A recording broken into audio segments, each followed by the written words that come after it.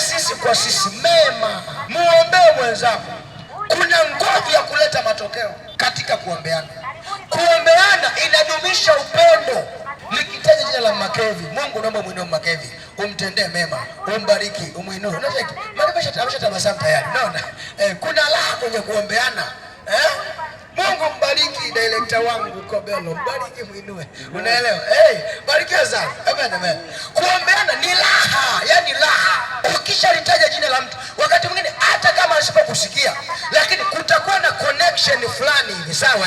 Connection, atajua tu ya kwamba huyu ananiombea, huyu ananiombea. Mimi nisikufiche, unayemuombea hautamtafutia sababu za kumuona kama vile amekosea.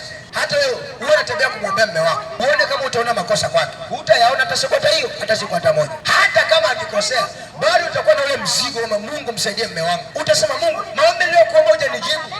Unapomuombea mume wako na unapomuombea pia mke wako, unapoombea watoto wako, upendo unazidi kudumu. Maombi, kuombeana inadumisha upendo. Kuombeana inadumisha nini? Upendo. Barikiwa sana. Mimi nawaombea hapa kila siku. Nawaombea sana. Hata kama wengine majina yenu siyafahamu, ila mimi nakuombea. Kwenye kunasa hapa picha niko vizuri. Kwenye kunasa hapa, yani kwenye kunasa. Kunasa hapa, kunasa. Picha niko vizuri.